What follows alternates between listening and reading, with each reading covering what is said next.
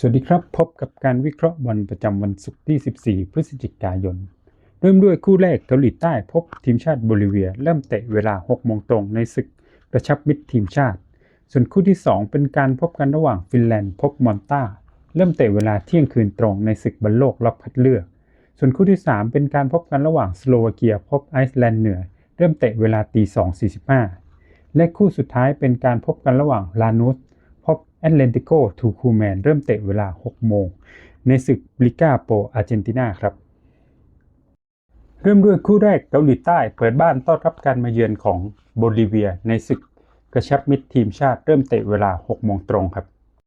มาดูสถิติ 10 นัดย้อนหลังของทั้ง2ทีมเจ้าบ้านเกาหลีใต้ 10 นัดหลังสุดชนะ 6 เสมอ 2 แพ้ 2 ส่วนทีมชาติโบลิเวียทีมเยือน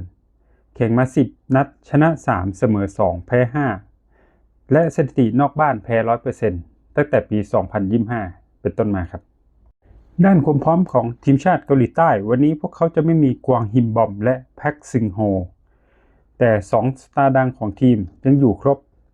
เช่นซอนฮึงมินและวางฮีชานกองหน้าจากวูแฮมป์ตันและตัวหลักที่เหลืออยู่กันครบส่วนความพร้อมของทีมเยือนโบลิเวียวันนี้พวกเขาจะขาดตัวหลักถึง 4 ตัวอย่างคาร์ลอสเอมิลิโอลัมเป้ผู้รักษาประตูตัวเก่งรวมถึงรับสันมัตเตอุสเออร์วินวาก้าและคาร์ลอสเมลกาที่ได้รับอาการบาดเจ็บจากสโมสรวันนี้มองว่าเจ้าบ้านเกาหลีใต้ตัวหลักค่อนข้างพร้อมผิดกับทีมเยือนที่เสียตัวหลักไปเยอะแถมสถิตินอกบ้านของทีมเยือนโบลิเวียตั้งแต่ต้นปี 2525 ยังไม่ชนะใครเลยส่วนมากจะไปชนะในบ้านมองแล้วเกาหลีใต้ยิงเกินแฮนดิแคปแน่นอนครับเชียร์เกาหลีใต้ส่วนคู่ที่ 2 เป็นการพบกันระหว่างทีมชาติฟินแลนด์พบทีมชาติมอนตาในศึกบอลโลกรอบคัดเลือกเริ่มเตะเวลาเที่ยงคืนครับสถิติ 5 นัดย้อนหลังของทั้ง2ทีมเจ้าบ้านฟินแลนด์แข่ง 5 นัดชนะ 2 แพ้ 3 ส่วนทีมเยือนมอนตาแข่ง 5 นัดชนะ 1 เสมอ 1 แพ้ 3 ด้านความพร้อมของเจ้าบ้านทีมชาติฟินแลนด์วันนี้ตัวผู้เล่นหลักอยู่ครบมาในระบบการเล่น 4-3-3 โดย 3 ตัวบนเป็นทีโมปุกกี้กองหน้าตัวเก่ารวมถึงโอลิเวอร์อัตมันส่วนกองกลางตัวทำเกมเป็นหน้าที่ของโทปีเคสกินเนนด้านความพร้อมของทีมเยือนมอนตาวันนี้เขาจะไม่มีสตาร์อย่างไรอันคาซูเมลลี่วันนี้มาในระบบการเล่น 4-5-1 โดยมีหน้าเป้าเป็นเท็ดดี้เตอูมาโดยมี2มิดฟิลด์ตัวทำเกมอย่างโจเซฟเอมบองและแมทธิวกิยาเมียวันนี้มองว่าทีมเยือนมอนตาที่แข่งรายการนี้มา6 นัดยังไม่ชนะใครเลยผิดกับเจ้าบ้านฟินแลนด์วันนี้มีความมุ่งมั่นเนื่องจากจะเป็นการเตะนัดสุดท้ายของทีโมปุกกี้กองหน้าตัวเก่งของเขาที่เป็นตำนานมองแล้วน่าจะมีแรงฮึดบวกกับเสียงเชียร์ในสนามวันนี้มองว่าเจ้าบ้านฟินแลนด์น่าจะชนะเกินแฮนดิแคปไปได้อย่างไม่ยากเย็นครับเชียร์ฟินแลนด์ครับส่วนคู่ที่ 3 เป็นการพบกันระหว่างสโลวาเกียเปิดบ้านต้อนรับการมาเยือนของไอซ์แลนด์เหนือเริ่มเตะเวลา 2:45 นาทีครับมาดูสถิติ 5 นัดย้อนหลังของทั้ง2ทีมเจ้าบ้านสโลวาเกียลงเตะ 5 นัดชนะ 3 แพ้ 2 ส่วนทีมเยือนไอซ์แลนด์เหนือลงเตะ 5 นัดชนะ 3 แพ้ 2 เท่ากันครับด้านความพร้อมของเจ้าบ้านสโลวาเกียวันนี้พวกเขาจะไม่มีโทมัสชูสล็อกกองกลางตัวเก่งจากเวโรนาแต่มีข่าวดีจะได้สตานิสลาฟโลบอตกากองกลางตัวเก่งจากนาโปลีที่หายเจ็บกลับมาในระบบการเล่น 4-3-3 โดยนำทัพโดยมิลานสกิเนียกองหลังตัวเก่ง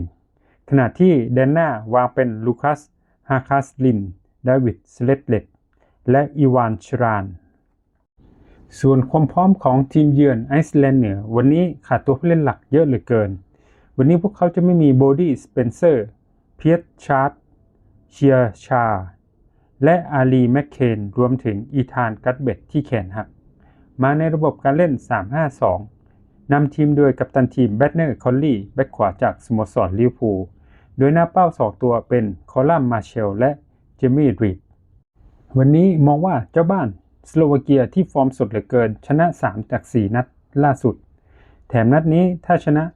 การันตีเข้ารอบ บอลโลก 2026 แน่นอนทำให้ไอซ์แลนด์เหนือวันนี้ต้องบุกมาชนะเพียงอย่างเดียวเพื่อหวังผลจะเข้ารอบต่อไปเกมน่าจะเปิดแรกกันสนุกและสุดท้ายน่าจะเป็นสโลวาเกียที่เฉือนชนะไปได้เชียร์สโลวาเกียครับส่วนคู่สุดท้ายเป็นการพบกันระหว่างรานูสพบแอตเลติโกทูคูแมนเริ่มเตะเวลา 6 โมงเช้าในศึกลีกาโปอาร์เจนตินามาดูสถิติ 5 นัดย้อนหลังของทั้ง2ทีมรานูสเจ้าบ้านแข่ง 5 นัดชนะ 2 เสมอ 2 แพ้ 1 ส่วนทีมเยือนแอตเลติโกทูคูแมนแข่ง 5 นัดชนะ 2 แพ้ 3 ด้านความพร้อมของเจ้าบ้านลานูสวันนี้พวกเขาจะไม่มีกองหลังอย่างฟังโกออเตย่ารวมถึงกองกลางตัวเก่งอย่างราอูโลยาซ่ามาในระบบการเล่น 4-5-1 โดยมีหน้าเป้าเป็นโรดิโกคาสติโยที่ยิงไปแล้ว 7 ประตูจาก 14 นัดส่วนความพร้อมของทีมเยือนแอตเลติโกทูคูแมนวันนี้เขาจะไม่มี 2 กองหลังตัวหลักอย่างเคลเวอร์เฟเรรารวมถึงอิกซานฟานิโอเกลมันมาในระบบการเล่น 4-5-1 โดยมีหน้าเป้าเป็นนิโคลัสดิอาร์วันนี้มองว่าเจ้าบ้านลานูสเป็นทีมที่เล่นในบ้านได้ค่อนข้างดีแพ้ยากส่วนแอตเลติโกทูคูแมนมีปัญหาในเกมเยือนหนักออกไปทางแพ้และเสมอด้วยสถิตินี้มองว่าเจ้าบ้านลานูสน่าจะบดเอาชนะไปได้ขอเชียร์ลานูสครับ